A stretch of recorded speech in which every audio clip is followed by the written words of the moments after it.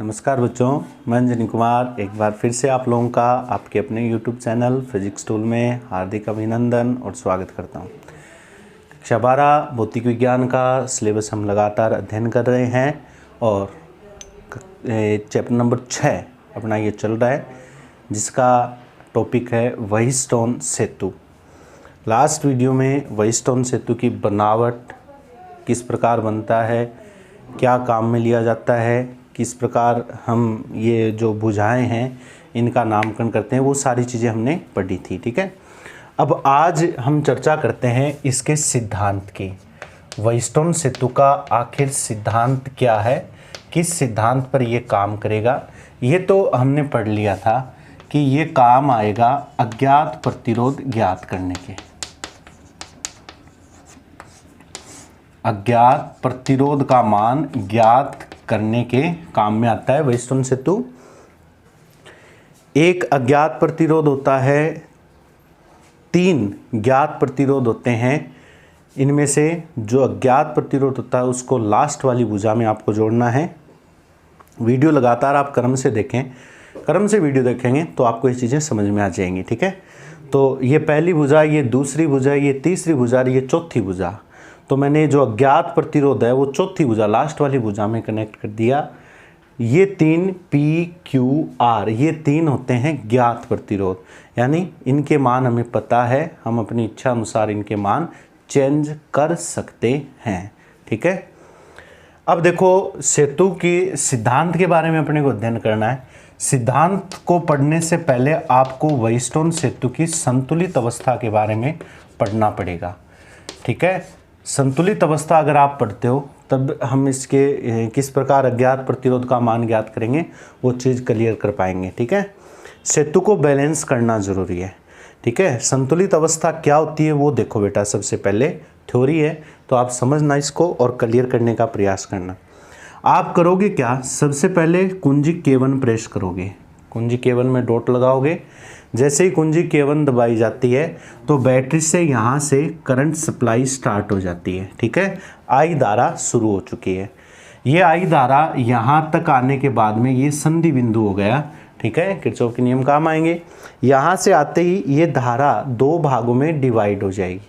ठीक है, कुछ धारा ऊपर जाएगी, कुछ धारा नीचे जाएगी।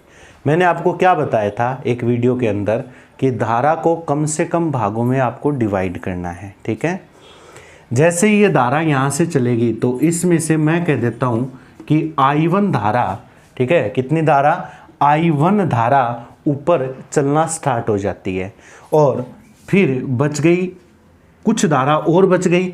अब जैसे वैसे तो मैं इसको यहाँ ये लिख सकता हूँ कि टोटल करंट I है, तो I में से I माइनस I1 इधर चलना स्टार्ट हो जाती है। ठीक है, लेकिन मैं यहाँ मान लेता हूँ, एक रूप और लेता हूँ I2 धारा। ठीक है, अब जैसे धारा के 2 ही समीकरण बनेंगे ज़्यादा से ज़्यादा, I1 के रूप में और दूसरा I2 के रूप में। ठीक है, तो आसानी से आप इनको सोल्व कर सकते हो। और जैसे ये धारा यहाँ से चलेगी तो I1 धारा, बस आपको ये समझना है इसको तसल्ली से, ये I1 धारा यहाँ पर आएगी, इधर से I2 धारा यहाँ पर आएगी। ठीक है, अब जो ध्यान देना आप लोग कि यहाँ पर आने के बाद में एक संधि बिंदु आपको और नज़र आ रहा है, बिंदु B, और यहाँ एक संधि बिंदु और नज़र आ रहा है, बिंदु D। ठीक है, अब बात ये आती है कि करंट यहाँ पर आ गई I1, यहाँ पर आ गई I2। ठीक है, अब आपको पता है, ठीक है, ये जो करंट यहाँ से जो आई है, बिंदु B पर करंट आ चुकी है और बिंदु D पर भी करंट आ चुकी है। अब देखो मेन चीज़ ये है कि अपने को पता है कि इसमें से कुछ धारा यहाँ जाएगी। ठीक है, और बची हुई धारा इस BC शाखा में या इस BC भुजा में सप्लाई हो जाएगी।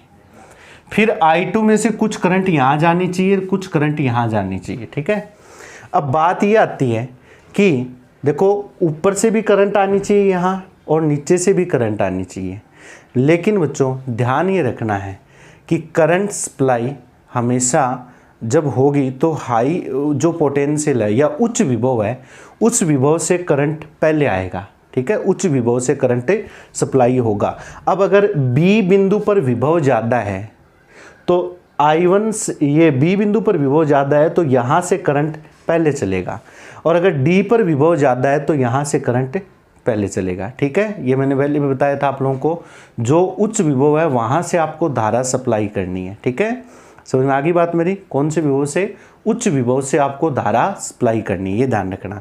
तो मैं ये मान लेता हूँ यहाँ पर, ये मैंने मान लिया कि ये मैं मान लेता हूँ, माना B जो है वो उच्च विभव पर है, ठीक है, और D जो है वो निम्न विभव पर है। अब मानना, ये हमने मानना है, और मानने में कुछ नहीं जाता। और मैं एक बात फिर कहूँगा, मैं मेरे तरीके से समझाऊंगा, आप अच्छी तरीके से क्लियर करो ना इसको, मैं मेरे तरीके से समझाऊंगा, आप कन्फ्यूजन में नहीं आओगे। आप बस एक बार दिमाग लगा कर इसको समझो, एक बार सारे कॉन्सेप्ट वगैरह एक तरफ रख दो, ठीक है, और अपने तरीके से समझो। भाई बात ये है, मैं तो इतना जानता हूँ, सेतु है ये, ठीक है, इस सेतु पर एक तरफ लोड ज़्यादा है और एक तरफ लोड कम है, समझ गए बात मेरी? या ऐसे कह दो कि ये उच्च विभव, यानी सेतु इधर से ऊंचा है और इधर से नीचा है, ठीक है। अब ऊंचा है तो करंट एक प्रकार से पानी हो गया, तो ये पानी यहाँ पर है, तो ये पानी आपको पता है कि ऊंचाई पे पानी है तो वो नीचे की ओर आएगा, ठीक है। अपने तरीके से समझो ना आप यार, आप इसको क्लियर कर लोगे। तो एक बात बताओ, यहाँ ये नीचा यानी निम्न विभव है, ये नीचे विभव पर है, तो ये तो है नहीं कि पानी जो है अपने आप नीचे से ऊपर चला जाएगा, नहीं जाएगा। पानी मतलब धारा हो गई, तो क्या ये करंट है ये ऊपर से नीचे आएगी, ठीक है, क्योंकि बिंदु B पर मैंने उच्च विभव मानना है। हाँ, अगर आप उल्टा मान लेते कि सर मैं B पर निम्न विभव मान रहा हूँ, D पर उच्च विभव मान रहा हूँ, तो ऊंचाई से जो निचाई वाला पॉइंट है वहाँ पर पानी जाएगा, यानी धारा जाएगी, ठीक है। तो मुझे एक बात बताना, इसमें से ये ऊंचाई है, उच्च विभव है, मतलब समझ गए ना? हाँ, तो यहाँ से ये धारा इसमें से आएगी, कुछ धारा आएगी, ये धारा आएगी इसमें, जो होगी मैं लिख देता हूँ IG। कितनी धारा लिख देता हूँ इसको मैं? IG। किस में से आई है ये धारा? I1 में से IG धारा गैल्वेनोमीटर में से पास होना शुरू हो चुकी है, ठीक है। ये धारा कब जाएगी आगे? ये धारा तभी जाएगी जब आप ये कुंजी दबाओगे, ठीक है, कुंजी K2 दबाओगे ना, तब ये धारा बहेगी। अगर ये कुंजी नहीं दबाओगे तो ये संपर्क टूट गया, यहाँ पर स्विच ऑफ है, एक प्रकार से संपर्क टूट गया, तो ये करंट आगे सप्लाई नहीं होगी। जब ये करंट आगे सप्लाई नहीं होगी तो ये I1 है ना, ये पूरे का पूरा यहाँ से निकल जाएगा, ठीक है। लेकिन जैसे ही आप ये कुंजी दबाओगे, कौन सी कुंजी? K2, कुंजी K2 दबाओगे तो IG करंट है वो इसमें जाना स्टार्ट हो जाएगा। देखिए बच्चों, जो कक्षा 12 में जो बच्चे हुए हैं ना, उनके लिए ये चीज़ें नहीं है, एक बार कम समझ में आएगी, लेकिन बहुत इंटरेस्टिंग है। एक बार इसको तसल्ली से आप समझोगे और फिर इसको एक दो बार दोबारा देखोगे वीडियो को, मैं गारंटी लेता हूँ समझ में आ जाएगा। फिर दूसरी बात ये, एक बार कॉन्सेप्ट आप अलग छोड़ो ना, कौन सा क्या है क्या वगैरह वगैरह, अपने तरीके से समझने का प्रयास करो यार, अपने तरीके से आप इसको क्लियर करोगे, आराम से क्लियर हो जाएगा, ठीक है। तो बताओ, यहाँ से मैंने ये ऊंचाई का पॉइंट लिया, यानी उच्च विभव पे लिया, तो करंट यहाँ से जाएगा, तो यहाँ से करंट IG करंट इसमें आएगा। और करंट कब आता है? करंट तभी आता है जब ये पूरा कनेक्शन हो, ठीक है। जब तार बीच में से टूटा हुआ है तो करंट आगे थोड़ी जाएगा, आगे करंट नहीं जाएगा। तो मैंने पूरा कनेक्शन करने के लिए कुंजी K2 लगा दिया, ठीक है। ये करंट यहाँ से आना स्टार्ट हो गया। जब IG करंट यहाँ आएगा तो यहाँ कितना बचा? तो आप कहोगे सर I1 माइनस IG। दिखाई दे रहा है क्या आपको? I1 minus IG। ये I1 माइनस IG जो करंट है वो इस BC भुजा में से प्रवाहित होगा और यहाँ पहुँच जाएगा, ठीक है। उसके बाद में ये IG करंट यहाँ पर आ गया, इधर से कौन सा करंट आ रहा है? I2। ये निम्न विभव पर था, ये संधि बिंदु पर ये दोनों करंट मिल गए और मिलकर बन जाएगा I2 प्लस IG। समझ में आ रही है कि ये चीज़ें, ठीक है। आने वाली दो धारा होगी, जाने वाली एक धारा बन गई, I2 प्लस IG। क्लियर? अब देखो यहाँ पर आ गई I2 प्लस IG, ठीक है। I2 प्लस IG ऊपर से आ रही है I1 माइनस IG। ये यहाँ पर कनेक्ट हो जाएंगी दोबारा, क्योंकि ये भी संधि बिंदु है, और ये दोनों जुड़कर IG I1 माइनस आई जी प्लस I2 माइनस आई जी, तो आई जी से आई जी कैंसिल हो जाएगा, ये जुड़कर बनाएंगी I1 प्लस I2, और I1 प्लस I2 किसके बराबर है? I के बराबर है। तो यहाँ से करंट चला भी कितना था? I चला था। ये I ही आगे जाकर दो टुकड़ों में बंटा, I1 और I2, यानी I के दो टुकड़े हो गए ना। I को मैं ऐसा लिख दूं, I बराबर I1 प्लस I2, सही है ना ये? ठीक है, वो वापस करंट यहाँ पर आ चुका है। इसका मतलब जो करंट का जो मामला है वो हमने बैलेंस कर दिया। ये चीज़ आपको ध्यान रखनी है कि सेतु एक तरफ मैंने उच्च विभव पर माना है, एक तरफ क्या माना है मैंने? निम्न विभव पर। अब मुझे ये देख के बताओ आप लोग, ठीक है, अपने तरीके से समझो, क्या हमारा सेतु बैलेंस है क्या? ठीक है, मैं तो ये कहूँगा कि अपना सेतु बैलेंस नहीं है, क्योंकि एक तरफ से सेतु ऊंचा है, मतलब इस साइड पर विभव ज़्यादा है, इस साइड पर विभव कम है, ये मैंने मानना है, क्योंकि मेरे को सेतु को क्या करना है? बैलेंस करना है। इस साइड पर विभव ज़्यादा है, इस साइड पर विभव कम है, ये मैंने मान लिया। तो संतुलित अवस्था क्या होती है बच्चों? संतुलित अवस्था ये होती है कि संतुलित अवस्था वो होगी जब बिंदु, चित्र के अनुसार बात करूं, बिंदु B पर विभव और बिंदु D पर विभव, बिंदु D पर विभव, ये दोनों बराबर हों। ये दोनों क्या हो बेटा? बराबर हो। ध्यान देना, मैं किसी प्रकार की कोई चैलेंज वाली बात नहीं कर रहा, मैं अपने तरीके से पढ़ा रहा हूँ। ठीक है, यहाँ ऊंचाई ज़्यादा है, यहाँ ऊंचाई कम है, विभव की बात कर रहे हैं, लेकिन ये ऊंचा है, ये नीचा है। जब आप कुछ ऐसा करो, आप क्या कि जब ये बिंदु B और D है, ये दोनों बैलेंस में आ जाए, यानी दोनों बिल्कुल एक दूसरे के बराबर हो जाएं। जैसे ही दोनों एक दूसरे के बराबर, अब ये कंडीशन है, ये बिंदु B है, ये D है, तो धारा ऐसे आ गई, बिंदु B से नीचे की ओर आ गई। ठीक है, आप कुछ ऐसा करो कि ये दोनों बराबर हो जाए। अब ये करने के लिए आपको क्या करना पड़ेगा? इसमें कुछ ना कुछ और जोड़ तोड़ कुछ नहीं करना, आपको और कुछ नहीं जोड़ना है, न कुछ करना है। आपको करना कि इसकी जो वैल्यू है ना, प्रतिरोध की, धारा की, वो आपको चेंज करनी है कैसे न कैसे करके, और ये करो कि ये जो बैलेंस है ये बराबर हो जाए। जैसे ये दोनों चीज़ें बराबर हो जाएंगी, बिंदु B और D पर बैलेंस हो जाएगा, बैलेंस होते ही वो संतुलित अवस्था आ जाएगी, वो सेतु की क्या आ जाएगी? संतुलित अवस्था। समझ में आ गई बात मेरी? संतुलित अवस्था क्या होती है, समझ में आ गया? ठीक है, मैंने यहाँ बिंदु B पर उच्च विभव माना है, D पर निम्न विभव माना है। अब फिलहाल सेतु बैलेंस कंडीशन में नहीं है। अगर आप बैलेंस करना चाहते हो तो बिंदु B और D पर विभव का मान क्या करना पड़ेगा? आपको बराबर करना पड़ेगा, तभी हमारा ये जो सेतु है वो संतुलित अवस्था में होगा। ठीक है, इसका उल्टा भी कर सकते हो, इस पर निम्न विभव मान सकते हो, इस पर उच्च विभव आप मान सकते हो। फिर प्रश्न ये बनता है, आपके दिमाग में भी आ गया होगा कि अगर सर हम कैसे भी करके ये कर देते हैं, बिंदु B और D पर विभव बराबर कर देते हैं। अब देखो आपके हाथ में क्या है, ये बराबर करने के लिए आपके क्या हाथ में है? आपको ये दोनों पर विभव बराबर करने के लिए ये जो धारा है, इन धारा में आपको एडजस्टमेंट करना पड़ेगा। अब धारा को एडजस्ट करने के लिए रास्ते में क्या जुड़े हुए हैं? प्रतिरोध जुड़े हुए हैं। क्या जुड़े हुए हैं? प्रतिरोध। ध्यान से सुनना बेटा, धारा को कम ज़्यादा करना पड़ेगा।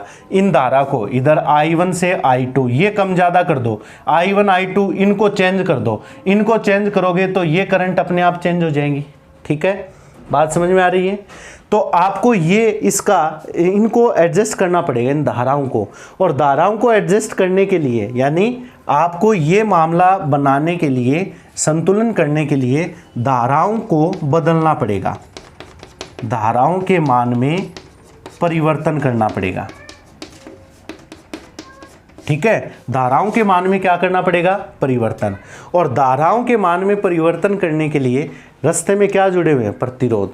तो स्पष्ट सी बात है, प्रतिरोध PQR में परिवर्तन करना पड़ेगा। किस में परिवर्तन करना पड़ेगा? PQR में। S में परिवर्तन नहीं करना है, क्योंकि ये जो S है ना अपना, ये S, ये कैसा है? अज्ञात प्रतिरोध है। इसका तो मान हमें पता ही नहीं है, मान निकालना है। तो इसके मान में परिवर्तन नहीं करना है आप लोगों को। आपको परिवर्तन करना है केवल और केवल ज्ञात प्रतिरोध के मान में। किसमें परिवर्तन करना है? ज्ञात प्रतिरोध के मान में परिवर्तन करना है। ये परिवर्तन करो और बिंदु बी और डी पर विभव बराबर कर लो। फिर बात यह आएगी कि सर परिवर्तन कर देंगे, लेकिन पता कैसे चलेगा कि बिंदु बी और डी पर पोटेंशियल या विभव बराबर हो गया है, या ऐसे कहूं कि हमारा सेतु संतुलित अवस्था में आ गया है। इसका पता कैसे चलेगा? संतुलित अवस्था लाने के लिए हम ये तो कर देंगे, लेकिन इसका पता कैसे चलेगा कि हमारा सेतु है वो संतुलित अवस्था में है? इसका पता लगाने के लिए आपके पास है गैल्वेनोमीटर। आप शायद समझ भी गए होंगे, जो बच्चे ध्यान से पढ़ रहे हैं उनको ये चीज़ समझ में आ गई है कि जैसे ही हम ये मामला बैलेंस कर देंगे तो ये जो पानी इधर से आ रहा था, पानी मतलब धारा, अपने तरीके से समझो, ये पानी जो यहाँ आ रहा था जब दोनों तरफ से लेवल हो जाएगा तो क्या ये पानी यहाँ से बहेगा? बताओ, नहीं बहेगा ना। बात समझ में आ रही है? जब समतल होता है तो अगर आप पानी समतल में बिखरता है तो जहाँ पानी गिराते हो वहीं पर ठहर जाता है, वो पर समतल की विशेषता है। तो मतलब जब बी और डी पर अगर आप विभव बराबर कर दोगे जैसे भी कैसे करके, तो ये जो धारा है ना IG, ये प्रवाहित नहीं होगी। यानी संतुलित अवस्था में, ध्यान रखना, संतुलित अवस्था की क्या पहचान होगी? संतुलित अवस्था में IG का मान 0 होगा बेटा, ध्यान रखना। IG का मान क्या होगा? 0। अब ये गैल्वेनोमीटर में बहने वाली धारा है IG, ये 0 कब होगी? इसका पता इस गैल्वेनोमीटर में मिल जाएगा। इसकी सुई मैंने बताया था ना लास्ट वीडियो में, इसकी निडल बिल्कुल बीच में होती है, इसका शून्य बीच में होता है, ठीक है। जिस साइड में पलड़ा भारी होता है उस तरफ सुई झुकती है इसकी, ठीक है। जैसे ही पलड़ा बराबर हो जाएगा, अब ये दो पलड़े हो गए B और D, ठीक है, जिस साइड में पलड़ा भारी है उस तरफ सुई झुकी रहेगी। लेकिन जैसे ही आप ये पलड़ा बराबर कर दोगे पोटेंशियल का, ये सुई 0 पर आ जाएगी। और गैल्वेनोमीटर की सुई 0 पर आने का मतलब ये जो बीच वाला जो विकिरण है, BD विकिरण आपको नजर आ रहा है, इसमें कोई करंट सप्लाई नहीं होगा। समझ में आ गया? ठीक है। गैल्वेनोमीटर में धारा शून्य हो जाएगी। गैल्वेनोमीटर में धारा शून्य मतलब IG 0 ना। अगर ऐसी कंडीशन आपको देखने को मिल जाए, ऐसी कंडीशन मिलेगी कैसे?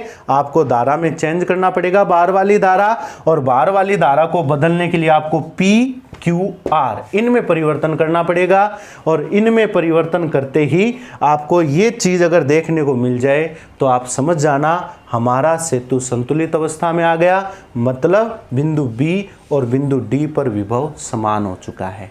ठीक है, ये होती है संतुलित अवस्था। और जब संतुलित अवस्था व्हीटस्टोन सेतु की कंप्लीट हो जाती है तो उसमें क्या होता है? संतुलित अवस्था में व्हीटस्टोन सेतु की ये जो आपस में संलग्न भुजाएं होती हैं, ठीक है, यानी ये जो आपस में जुड़ी हुई भुजाएं हैं,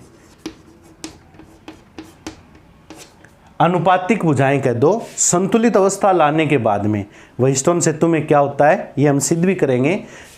जैसे ये संतुलन में आ गया, सेतु बैलेंस में आ गया, तो इसकी जो अनुपातिक भुजाएं हैं या जो संलग्न भुजाएं हैं, इन भुजाओं में जुड़े हुए प्रतिरोधों का अनुपात बराबर होगा।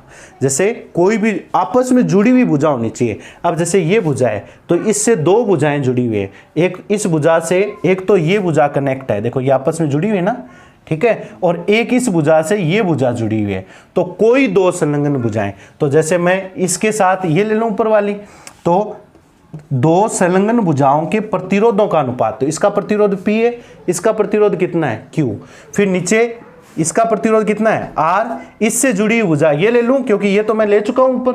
समझ रहे हो ना बात मेरी? कोई दो संलग्न आपस में जुड़ी हुई भुजाओं का अनुपात, तो ऊपर वाली दो जुड़ी हुई भुजाएं ले ली, उन भुजाओं के प्रतिरोधों का अनुपात, भुजाओं के प्रतिरोधों का अनुपात, तो इसका प्रतिरोध P, इसका प्रतिरोध Q, इसका प्रतिरोध R और इसका प्रतिरोध क्या है S। तो संलग्न भुजाओं के प्रतिरोधों का अनुपात बराबर होता है। ठीक है, यानी सेतु की संतुलित अवस्था में ये चीज भी आप लोगों को देखने को मिलेगी। अगर ऐसा आप निकाल देते हो, ये अनुपात बराबर कर देते हो, तो भी हमारा सेतु संतुलित अवस्था में होगा। और इस सूत्र से आप लोग, ये सूत्र हो गया अब इसका, इस सूत्र से आप अज्ञात प्रतिरोध, किसको माना था मैंने अज्ञात प्रतिरोध, S को, उसका मान निकाल सकते हो। तो कितना आएगा, अज्ञात प्रतिरोध आ जाएगा Q/P गुणा R। इस सूत्र से हम अज्ञात प्रतिरोध का मान ज्ञात कर सकते हैं। S निकालेंगे ना तो Q/P गुणा R आ जाएगा। अब इन तीनों के मान तो हमें पता है, वो मान हम यहाँ रख देंगे और अज्ञात प्रतिरोध का मान निकल जाएगा। तो बच्चों आज के इस वीडियो में मैंने पूरा प्रयास किया है, अपने तरीके से समझो यार, आसानी से क्लियर हो जाएगा। व्हीटस्टोन सेतु की संतुलित अवस्था क्या होती है, इसका सिद्धांत क्या है, इस सिद्धांत पर ये काम करेगा, इसका सूत्र है, ये सूत्र प्रूफ कैसे हुआ, कैसे आती है चीज़ें, वो हम पढ़ेंगे नेक्स्ट वीडियो में। ये डायग्राम, ये टॉपिक हमें आगे भी काम में लेना है। नेक्स्ट वीडियो में फिर मिलते हैं, तब तक के लिए मैं आपसे कहूँगा पूरा वीडियो देखें, समझें, तसल्ली से देखें, क्लियर करने का पूरा प्रयास करें। उम्मीद करता हूँ चीज़ें पसंद आएंगी और आप इन्हें समझोगे। और लगातार जुड़े रहिए, चैनल को शेयर ज़रूर कीजिए बच्चों, हम आप लोगों के लिए मेहनत कर रहे हैं। हम आपसे इतना ही चाहते हैं कि आप चैनल को शेयर कीजिए और ज़्यादा से ज़्यादा सब्सक्राइब करवाइए, ताकि हमारा मनोबल, उत्साह इसी प्रकार बना रहे और आपको इसका पूरा फ़ायदा होता रहे। नेक्स्ट वीडियो में फिर मिलते हैं, तब तक के लिए धन्यवाद।